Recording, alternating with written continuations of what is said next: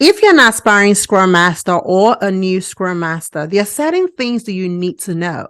And one of such things is the agile tools used in the industry. Now, in fact, you just don't only need to know about these things, you need to know how these things work. So you need to familiarize yourself with the tools that we use every day. Now, why must you know about these tools, or why should you care to know how to use these tools? Because your teams are going to be using these tools. And anytime any team member does not know how to use any tool, guess who they're going to come to? Their Scrum Master. So now it becomes your responsibility to know how to use the tools, because your team will be making use of those tools. Now, what are some of the tools you need to familiarize yourself with? Let's get started with the backlog. What tool do we use in the Agile space to store our product backlog items? Where do you think we store those tools? Now, if you're probably a Scrum Master on a job, you clearly know. But for those who don't have a job yet, where do you think we store our product backlog items? Let's take a guess. Now, if you mention Jira, or you mention Azure DevOps, or you mention Monday.com, or you mention Smartsheet, you are correct. However, in the industry, many of the organizations, at least about 50% of the organizations, will be using either a Jira tool or Azure DevOps. So if you're an aspiring Scrum Master not yet on the job, you clearly want to familiarize yourself with those tools. Now, these tools have made life so much easier for you that you do not have any excuse, because Atlassian has a free version for you. So all you have to do is go to atlassian.com and click on a free version, and you would have the ability to use the cloud version and learn everything you need to know about Jira. Now, the better deal is that Atlassian has a whole university that teaches you how to use your tool, from learning how to create an issue, how to create a backlog, how to create a sprint, how to read your reports, everything you need to know. Atlassian University has that available for you. So what is your excuse? If you don't have a job, you better learn how to use those tools, because that's one less thing you have to worry about. And I'm told that even in interviews, sometimes they do ask about these tools. So how would you apply for a role that you don't even know how to use the tools? Now, good news again, Azure DevOps also has a free version. So all you have to do is go to azure.microsoft.com and grab yourself a free version. And Microsoft.com has articles and videos for you to learn how to use their board. There's really no excuse again in this moment for you to say you don't know how to use it. Now, on top of all of that, if you feel like, okay, all the resources I'm getting from Atlassian or Microsoft is not enough, there are lots of YouTube videos that can probably help you. Okay? There is really no excuse at all. So now that we understand the tools that are used in the backlog, let's move over to the Scrum Events. Now it's time for us to plan. What tool do you think we use for our sprint planning? Let's have you take a guess.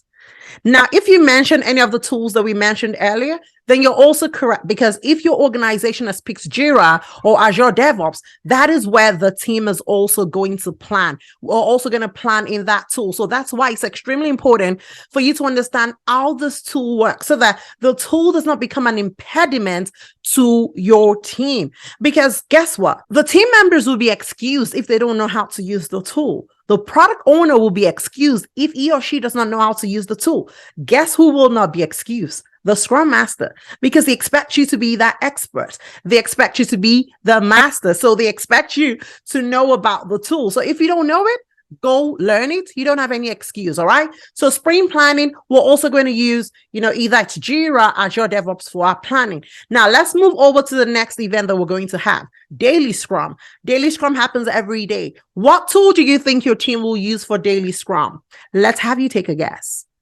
Now, if you mention the same tool, you're correct. So the teams are going to be checking up on their progress every day and trying to measure their progress. And they do that from the tool for transparency reasons. So every time, or rather every day, you're going to have the team members check up on what they're doing, move their boards and move their cards around. And so all of that is going to happen inside the same tool. And that's why it's extremely important for you to know how the tool works so you can guide your team just in case your team do not know how to have it work.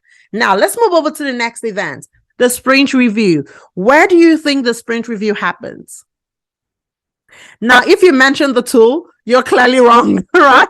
Because the sprint review does not happen in the tool. The sprint review, you're going to be reviewing the outcome of the sprint to your stakeholders. So if you're building a software, you're going to be reviewing the updates of the software, let's say, for example, with your stakeholders, okay? So you're not going to make use of Jira. You're not going to make use of Azure DevOps. You're going to be, either showing the stakeholders what you've done during that period, or if you don't have anything to show them, then you're going to be talking about it. So you're not really going to make use of that tool during a review session. Now, the next meeting we have is the sprint retrospective. And for the sprint retrospective, we would use multiple tools. Now, if you use Azure DevOps, for example, Azure DevOps has a tab that is called retrospective that you can actually use to run your retrospective. Now, if you don't use Azure DevOps and you use Jira, there's an add-on on Jira that is called, I think, retrospectives for Jira that I came across that you can also use for Jira. Now, if you're not using any of those tools, there are other third-party tools that you can use. We have Easy Retro out there, free of charge for you to use. We have idea boards that is free of charge for you to use. That's a whole lot out there, but at least knowing some of the important ones so that you're not left hanging is actually important. So please check out some of those tools, learn how it works so that you can be better prepared to support your team.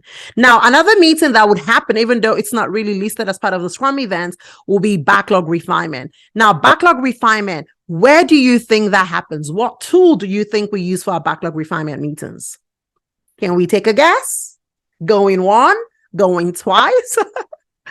Yes, if you mention, either Jira or Azure DevOps, you are correct. Because yes, our backlog items are in that tool. So we're clearly going to be refining the work from that tool. Now, in addition to just refining our work, another thing that happens during our refinement session is estimation. And so for estimation, we also have tools that we can use. We have mobile tools that we could use, or even we have like web tools that we can use.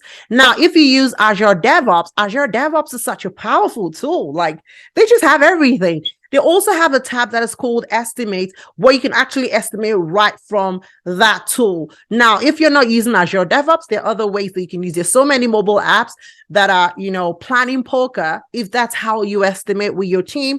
And so you can use those apps and have everyone on your team download that app. So during estimation, all they have to do is like click on the number and then it shows and everybody kind of knows how it works. So there's really no excuse. You can make your refinement super fun. You can make it super easy. Rather than doing the old flight of, okay, everybody, drop your number in the comment section. Like, that's so boring, okay? This is 2023. You got to make use of those tools, all right? So clearly in your backlog refinement session, you can use Planning Poker.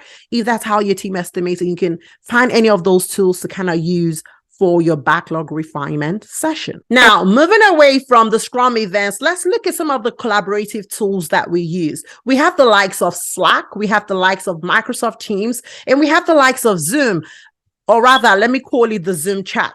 These are the ways for us to communicate with our teams, and we can always chat and collaborate with our teams. So Zoom has a chat feature where if you don't want to make a call, you can easily chat with your mates. Slack is something that almost every organization is using. At least 50% of the organizations will be using either Slack or Microsoft Teams. So clearly, you want to know how to use those tools because you're going to find your organization either use a Slack, use Microsoft Teams, or use Zoom chat. So clearly, that's one way for us to chat with our teams. We would also even create team chats with, those tools so that way our team can have a way for us to communicate with one another.